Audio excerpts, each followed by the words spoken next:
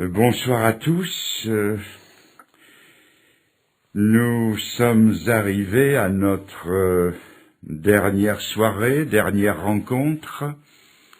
Nous avons attendu pendant des mois cette série de conférences. Nous avons cru, vous et moi, que ça n'arriverait jamais. Et voici que déjà il va falloir nous dire au revoir. J'ai été très heureux de partager ces journées, ces soirées avec vous dans votre bonne ville de Charleroi, parmi ce beau nom, les Carolingiens. Je finirai par le dire correctement.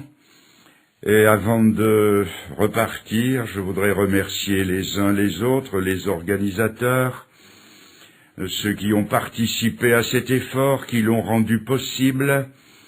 Merci aussi pour les invitations à passer vous voir. Nous avons été invités par plusieurs à prendre des repas. On y mange bien dans la région et merci à nos amis et nos sœurs chrétiennes qui nous ont préparé de si bonnes choses et croyez-moi, ça m'a été droit à l'estomac.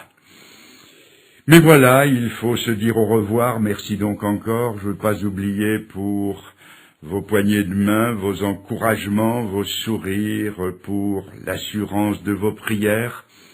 Et je me recommande, mon épouse et moi, nous nous recommandons pour les autres efforts qui sont devant nous, partout, comme toujours, la plus grande partie en France, quelques-unes en Suisse, et d'autres prévues de longue date pour la Belgique. Maintenant, après avoir dit tout cela, j'ouvre avec vous la Bible pour la dernière fois cette année en tout cas, et je lis dans le Saint Évangile de Jean au chapitre 9, un récit assez long, mais je pense devoir le lire. Nous pourrions le résumer, mais finalement il est tellement intéressant, tellement riche, que je vais vous le lire en parlant peut-être un peu plus rapidement pour ne pas allonger indûment. Jésus vit en passant un homme aveugle de naissance. Ses disciples lui firent cette question, « Rabbi, qui a péché, cet homme ou ses parents pour qu'il soit né aveugle ?» Jésus répondit, « Ce n'est pas que lui ou ses parents aient péché, mais c'est afin que les œuvres de Dieu soient manifestées en lui. Il faut que je fasse, tandis qu'il est jour, les œuvres de celui qui m'a envoyé. La nuit vient où personne ne peut travailler. Pendant que je suis dans le monde, je suis la lumière du monde. » Après avoir dit cela, il cracha à terre, fit de la boue avec sa salive, puis il appliqua cette boue sur les yeux de l'aveugle et lui dit « Va, lave-toi au réservoir de Siloé. » Il y alla, se lava et s'en retourna, voyant clair. Nous poursuivons à présent, ça c'est l'essentiel du texte. Ses voisins et ceux qui auparavant l'avaient connu comme un mendiant disaient « N'est-ce pas là celui qui se tenait assis et qui mendiait ?» Les uns disaient « C'est lui ». D'autres disaient « Non, mais il lui ressemble ». Et lui-même disait « C'est moi ». Ils lui dirent donc « Comment tes yeux ont-ils été ouverts ?» Il répondit « L'homme qu'on appelle Jésus a fait de la boue, a oint mes yeux et m'a dit « Va au réservoir de Siloé et lave-toi ». J'y suis allé, je me suis lavé et j'ai recouvré la vue. Ils lui dirent « Où est cet homme ?» Il répondit « Je ne sais ». Ils menèrent vers les pharisiens celui qui avait été aveugle. Or c'était un jour de sabbat que Jésus avait fait de la boue et lui avait ouvert les yeux. De nouveau les pharisiens aussi lui demandèrent comment il avait recouvré la vue. Et il leur dit « Il a appliqué de la boue sur mes yeux, je me suis lavé et je vois. » Sur quoi quelques-uns des pharisiens dirent « Cet homme ne vient pas de Dieu, car il n'observe pas le sabbat. » D'autres dirent « Comment un homme pécheur peut-il faire de tels miracles ?» Et il y eut division parmi eux. Ils dirent encore à l'aveugle « Toi, que dis-tu de lui, sur ce qu'il t'a ouvert les yeux ?» Il répondit « C'est un prophète. » Les Juifs ne crurent point qu'il eût été aveugle, et qu'il eût recouvré la vue, jusqu'à ce qu'ils eussent fait venir ses parents. Et ils les interrogèrent, disant, « Est-ce que c'est là votre fils que vous dites être né aveugle? Comment donc voit-il maintenant ?» Ses parents répondirent, « Nous savons que c'est notre fils et qu'il est né aveugle. Mais comment il voit maintenant, ou qui lui a ouvert les yeux, c'est ce que nous ne savons.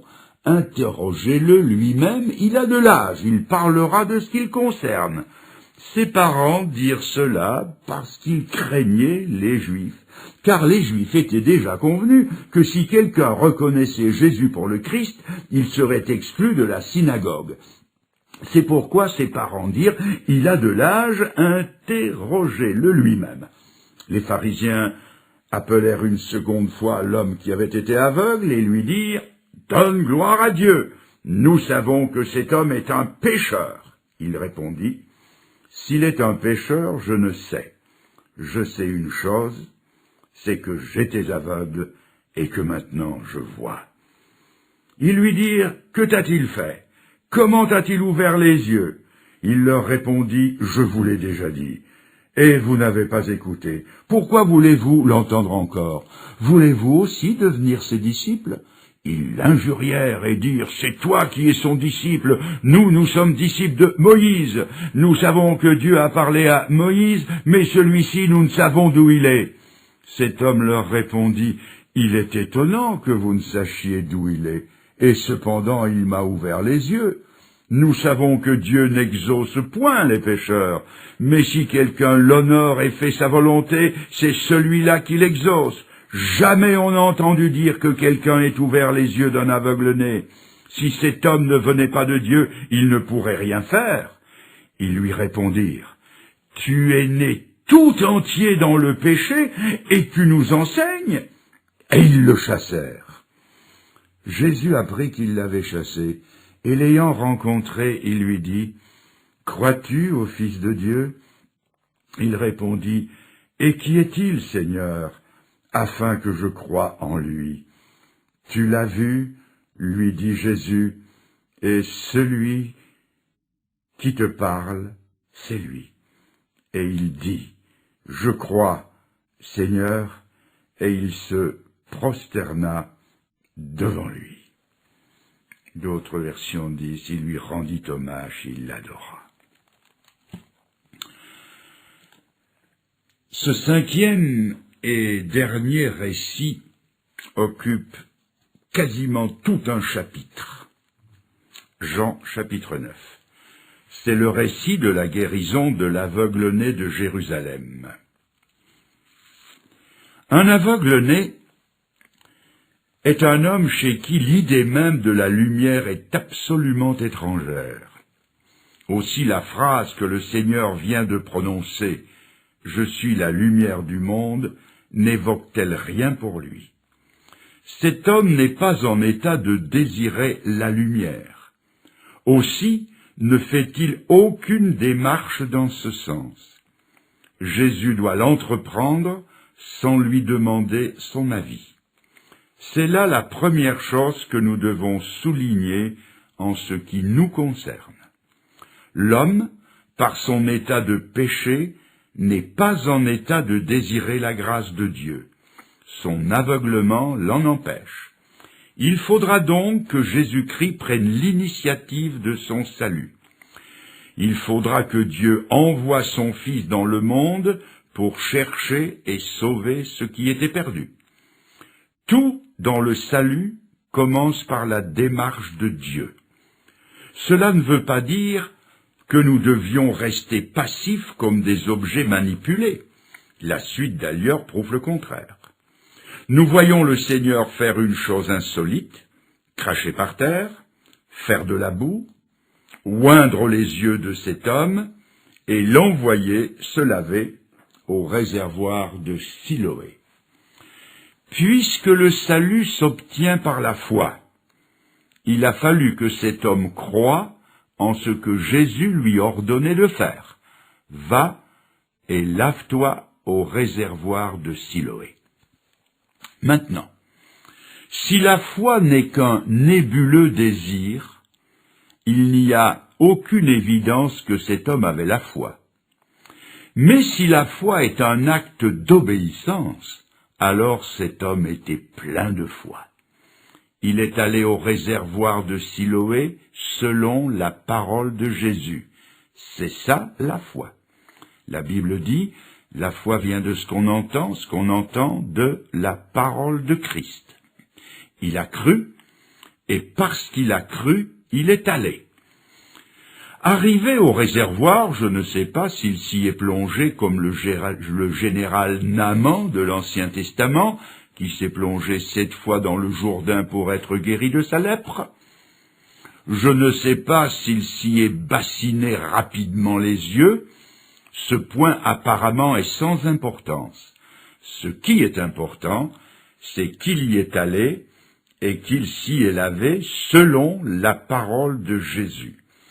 Dieu honore toujours cette foi-là, il y est allé et il a été sauvé. Le réservoir de Siloé, pour nous aujourd'hui, c'est Jésus. Il est la fontaine du salut, et il nous dit comme à cet aveugle, « Venez à moi, vous tous qui êtes fatigués et chargés, et je vous donnerai du repos. » Autrement dit, venez laver vos âmes en perdition, dans mon eau teintée de mon sang qui purifie de tout péché, et vous serez sauvés. Voici donc notre homme guéri par la seule puissance de Jésus-Christ, mais au travers de l'obéissance qu'il a mis dans la parole du Seigneur. Et les résultats ne se font pas attendre. Une transformation profonde s'opère sur son visage, au point que ses voisins ne le reconnaissent pas. Depuis toujours, ils avaient connu ce visage sans expression, ce même regard vide et fixe, ces mêmes yeux éteints. Et voilà que tout à coup, ce visage impavide s'anime, l'hésitation quitte ses membres, une assurance et une mobilité inconnues jusqu'alors s'emparent de lui. Il en est tout changé, au point que ceux qui le connaissent le mieux le prennent pour son frère. C'était lui, mais il ne se ressemblait plus tout à fait. Il y avait en lui un quelque chose en plus. Savez-vous que l'amour de Dieu, quand il est reçu dans un cœur, peut transformer un homme au point que son visage change? Quand je me suis converti, mon meilleur ami, nous étions très souvent, pour ne pas dire toujours ensemble, s'est tourné aussi vers le Seigneur. Et quelques jours après sa conversion, il est allé au village voisin visiter ses oncles et tantes. Et avant qu'il ait eu le temps de leur dire un seul mot de ce qui s'était passé dans sa vie, ses parents lui ont dit « Tu n'es plus le même, tu es tout changé ». Son visage n'était plus tout à fait le même.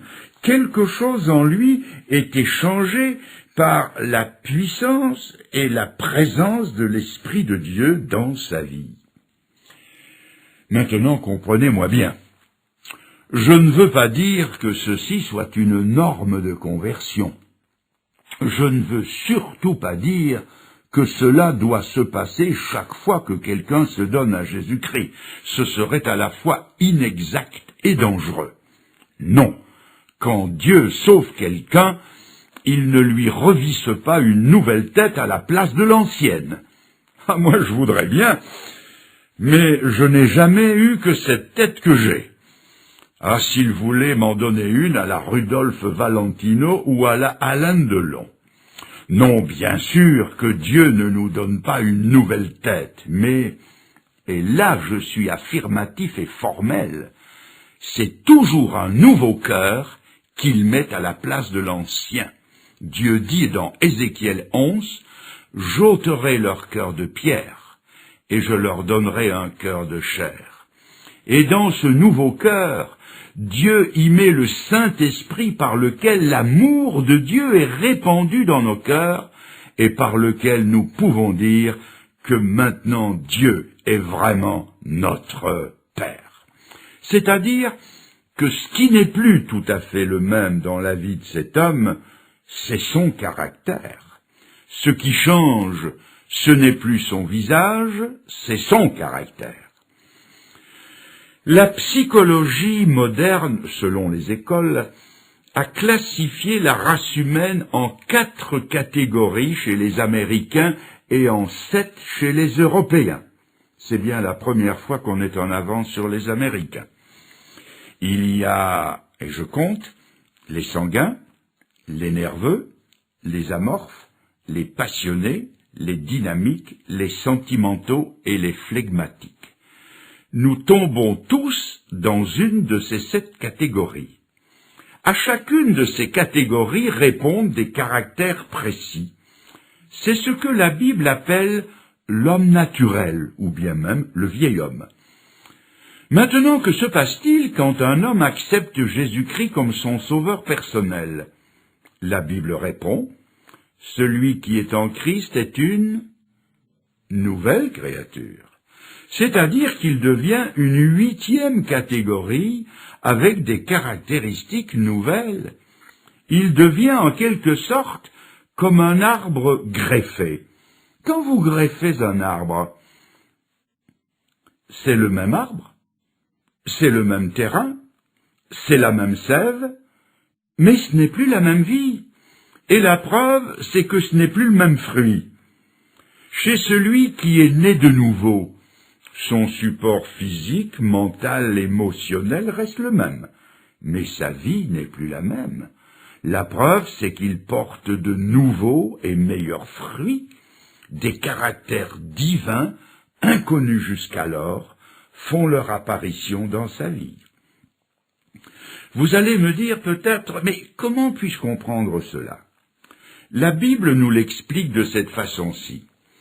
Quand quelqu'un accepte Christ et le reçoit dans son cœur, on peut dire que Jésus-Christ vient naître en lui. Un nouvel homme qui est Christ vient se former dans son âme, comme physiquement le Seigneur est venu se former dans le sein de la Vierge Marie. De même, spirituellement, Jésus vient naître et se former et habiter dans le cœur. C'est pourquoi la Bible dit que celui qui est converti, je lis, son corps devient le temple du Saint-Esprit. Dieu vient habiter dans son corps. Ce n'est pas le corps qui change, ce n'est pas le contenant qui change, c'est le contenu. Dites-moi, qu'est-ce qui habite un homme avant sa conversion? Mais c'est lui-même, ses intérêts, ses ambitions, son moi tout entier.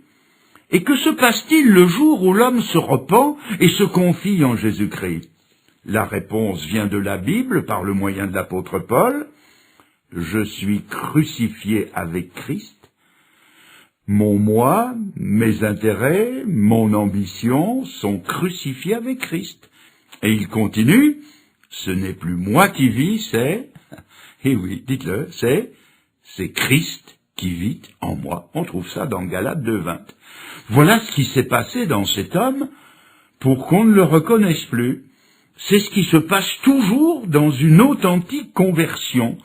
Christ vient véritablement habiter dans ce cœur, et cet homme en est tout changé, au point, souvent, comme le dit l'apôtre Pierre, que les anciens amis, et là je cite, ils trouvent étrange que vous ne vous précipitiez plus avec eux dans les mêmes débordements. Première épître de Pierre, chapitre 4 et verset 4. Nous allons à présent voir le combat qu'a dû livrer cet homme. D'emblée, il entre en conflit avec les forces destructrices qui viennent de l'enfer. La contre-offensive de Satan ne se fait jamais attendre et les forces infernales vont lancer leur armée contre ce nouveau-né spirituel, qui n'a que quelques heures d'expérience. Nous allons voir apparaître et se dresser contre lui la tête hideuse de celui que la Bible appelle le grand dragon, le serpent ancien. Nous assistons dans ce chapitre à un combat épique, à une passe d'armes qui m'a toujours fasciné. J'ai appelé ce chapitre 9 de l'évangile de Jean le David et Goliath du Nouveau Testament. Cet homme est comme le jeune David autrefois. Il n'a qu'une fronde, que quelques petites pierres, mais, elles tranchent comme du silex. Regardez son style lapidaire. Nous dirions aujourd'hui l'article, le verbe et le sujet. Quand on lui demande son identité, si c'est bien lui, il répond en 3 mots. C'est moi. Quand on lui demande où est le Seigneur, il répond par 3 mots. Je ne sais. Quand on lui demande son opinion sur le Seigneur, il dit 4 mots. C'est un prophète. C'est clair et net. Il n'use pas sa salive pour rien. Et quand ses réponses sont un peu plus longues, elles restent un modèle de concision. C'est un esprit clair et lucide, et je ne serais pas étonné d'apprendre que c'est à lui que pensait Boileau quand il a écrit ces vers fameux. Ce qui se conçoit bien s'énonce clairement, et les mots pour le dire arrivent aisément. Ces explications sont ramassées en quelques mots choisis. Ces arguments sont percutants et sonnent justes. Cette joute oratoire ne lui fait pas peur. Il ne se laisse pas impressionner par ce tribunal d'inquisition. Ses adversaires sont rompus à ce genre d'exercice, mais il les domine de la tête et des épaules. Ils ne font pas le poids. Il manie l'ironie avec une élégance consommée. Il les égratigne au passage par ces mots. Ne voulez-vous pas, vous aussi, devenir ses disciples ? Et cette phrase à la retourne a le don de les faire exploser. Leur haine, jusque-là mal contenue, éclate au grand jour. Ils perdent tout contrôle. Ils l'injurient grossièrement et ils se donnent en spectacle. Quand dans un débat, on en arrive là, la cause est entendue. Et si cet homme continue sur sa lancée, il va devenir un champion de Dieu. Il va devenir comme Apollos du livre des Actes des Apôtres, ce maître d'Alexandrie dont il est dit « Il réfutait les Juifs en public, démontrant par les Écritures que Jésus est le Christ ». Ou il deviendra comme Étienne, ce premier martyr chrétien, duquel il est écrit que personne ne pouvait résister à sa sagesse et à l'esprit par lequel il parlait. Ou il deviendra comme l'apôtre Paul, qui confondait les Juifs, démontrant que Jésus était vraiment le Christ. Ou bien il deviendra comme son maître, qui réduisait les pharisiens au silence. Il accomplit par avance cette parole d'exhortation de l'apôtre Pierre, étant toujours prêt à vous défendre devant ceux qui vous demandent raison de l'espérance qui est en vous. Remarquez qu'il ne prémédite pas ses réponses, mais au moment opportun, elles lui sont données en droite ligne du ciel, et cela fait des ravages et des conquêtes dans les rangs adverses. Et pourtant cet homme sait fort peu de choses.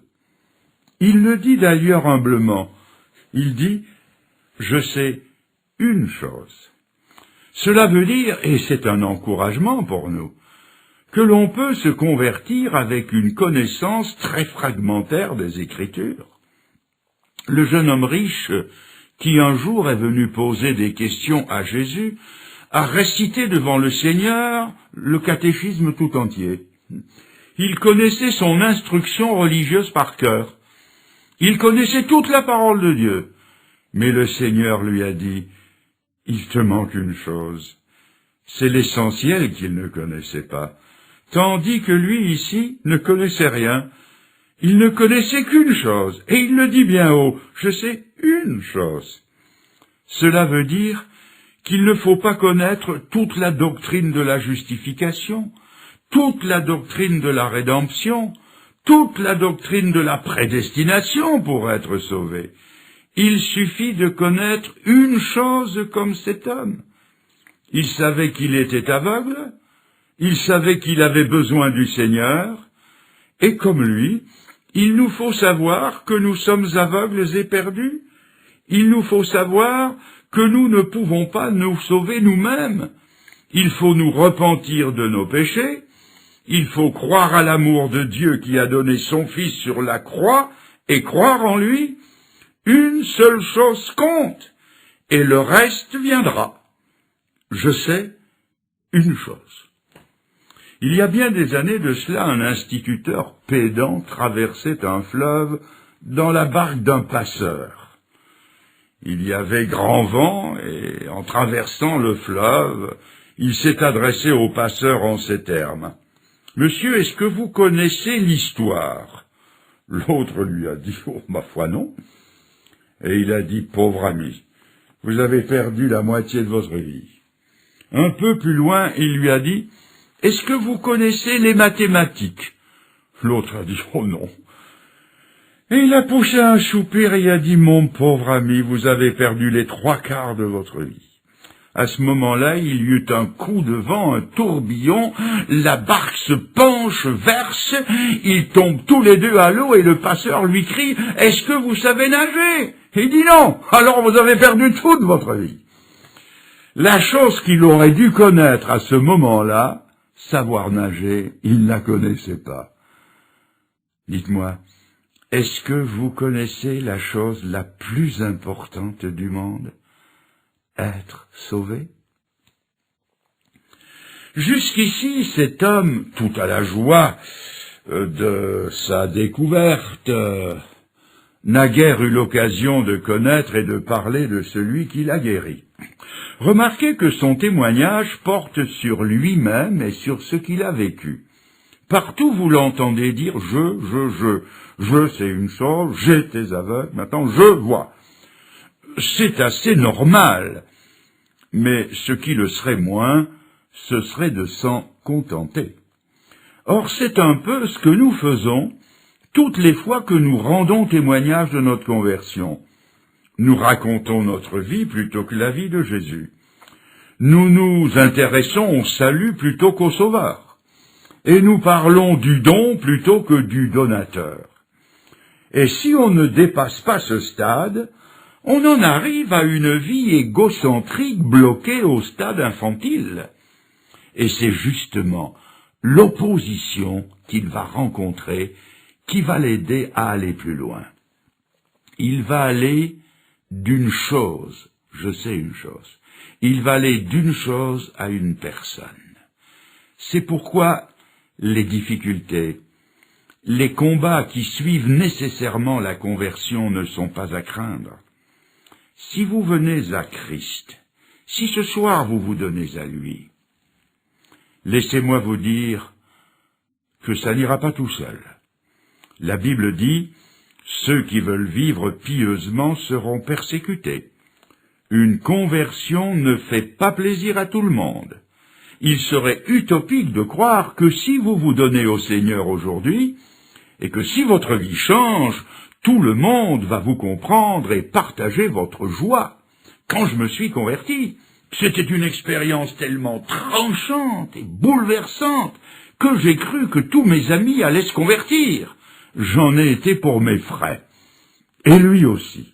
Quand les pharisiens l'ont appelé une première fois, il s'est dit, ça y est, quand ils vont voir que je vois, ils vont tous tomber à genoux et ils vont tous se convertir. Le pauvre, je dis ça avec l'accent méridional, le pauvre. Il était loin du compte. Non seulement ils n'ont pas cru en Jésus, mais ils n'ont même pas voulu croire qu'il était aveugle. Et c'est alors qu'il a dû s'apercevoir que ce qui avait causé un tel impact dans sa propre vie les laissait froids, et que ce qui lui tenait tant à cœur ne trouvait pas d'écho chez eux. Aussi a-t-il commencé à comprendre, lui l'ex-aveugle, que les hommes étaient aveugles, et qu'ils étaient parfois méchants. Mais cela lui a été profitable, parce que, pressé par l'adversaire, il s'est mis à réfléchir sur la puissance et la sainteté que devait nécessairement posséder celui qui avait été capable d'un tel miracle. Le caractère extraordinaire de la délivrance reçue l'a conduit à découvrir le caractère extraordinaire du libérateur. Quand on lui a posé une première question sur Jésus, il a répondu « L'homme que l'on appelle Jésus ». Quand on l'a questionné une deuxième fois, Il est monté d'un cran dans son appréciation, et il a dit, c'est un prophète. C'est plus qu'un homme, c'est un prophète. Le voici maintenant mûr pour une nouvelle rencontre que Jésus va provoquer. Rencontre qui va être plus décisive que la première pour l'orientation de toute sa vie. Le Seigneur le rencontre et lui demande, « Crois-tu au Fils de Dieu ?» « Qui est-il, Seigneur, afin que je croie en lui ?» « Tu l'as vu, lui dit Jésus, c'est celui qui te parle. Celui qui te parle, c'est lui. » Et il se prosterne alors et il dit, « Seigneur, je crois. » Et il adora. C'est-à-dire qu'à ce moment-là, il passe par une conversion en profondeur. Tourné jusque-là vers lui-même, le voici prosterné aux pieds de Jésus, découvrant en lui plus qu'un homme, plus qu'un prophète, mais le Fils unique de Dieu. Qu'est-ce que ça veut dire? Ça veut dire que de bénéficiaire et de consommateur de la grâce, il devient maintenant adorateur. Et c'est à cela que Dieu veut nous conduire. N'oubliez jamais ceci. Ne l'oubliez pas. Le but de toute vraie conversion est triple. D'abord nous sauver, ensuite nous faire témoigner de ce salut, et enfin nous conduire en adoration aux pieds de Jésus. Le but est atteint dans la vie de cet homme. C'est une très belle histoire. Nous nous réjouissons avec cet homme, et pourtant ce n'est pas la fin, bien que la Bible n'en dise rien de plus. Je vais simplement poser quelques questions. Souvenons-nous que cet homme était de Jérusalem. Où était-il le jour des rameaux, quand le Seigneur a fait son entrée triomphale à Jérusalem sur le dos d'un petit âne? Je ne sais pas. Était-il au milieu de la foule qui a crié « Hosanna au fils de David » ? Peut-être, mais je ne sais pas. Mais il est une chose que je sais, c'est qu'il n'était pas du nombre de ceux qui ont crié « Ôte, ôte, crucifix ! Nous ne voulons pas que celui-ci règne sur nous. » Oh non, ça il n'a pas dit. Où était-il le jour où la nouvelle de la résurrection du Seigneur s'est répandue? Je ne sais pas.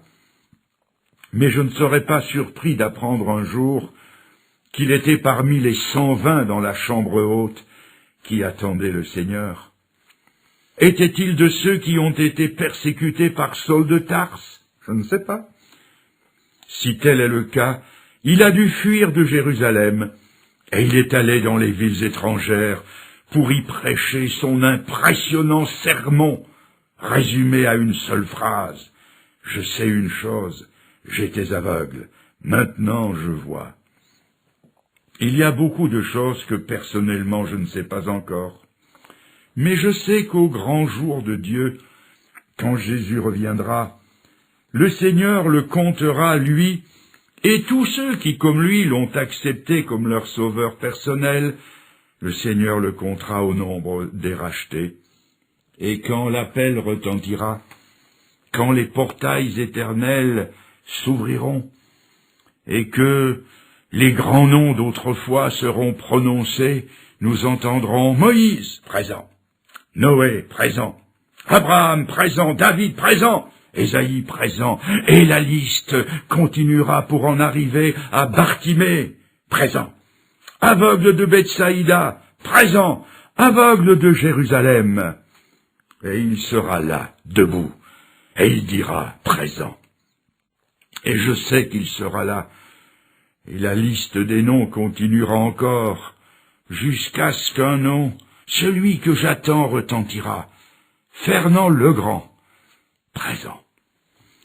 Et si je peux répondre présent, ce n'est pas à cause des œuvres de justice que j'aurais faites, ni parce que j'ai écrit quelques livres, prêché l'évangile à des milliers de personnes.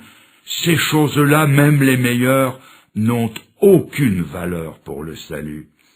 Si ce jour-là je pourrais dire présent, c'est pour deux raisons. La première, c'est parce qu'un jour, hors des murs de Jérusalem, sur la croix des criminels, un homme qui n'était autre que le juste Fils de Dieu y est mort à ma place, dans une agonie terrible. Il y a versé son sang et pris tous mes péchés et mon jugement à son compte. Il en est mort pour que je puisse avoir la vie. Et la deuxième raison, c'est parce que par un soir d'été, le jeune homme que j'étais devenu s'est humilié, dans les larmes, a confessé ses péchés à Dieu, et par la foi en les promesses de Dieu, a reçu Jésus-Christ dans son cœur. Et parce que Jésus a mis sa justice à mon compte, quand mon nom retentira, je pourrai dire présent. Mes amis, pourrez-vous le dire? Pour pouvoir le dire ce jour-là, il faut le dire ce soir. Et nous clôturons cette journée en nous recueillant un instant. Et dans une courte prière sincère, vous pouvez lui dire, et vous pouvez le redire de votre cœur à Dieu, Seigneur, je ne veux pas manquer le grand rendez-vous de la vie éternelle. Touche mon âme comme tu as touché les yeux de ces aveugles. Pardonne mes péchés et mes erreurs. Je crois que tu es le Sauveur. Et je réponds présent à ton appel. Et avec ton aide, Seigneur, comme Bartimée, je te suivrai dans le chemin et jusqu'au bout. Amen, Seigneur.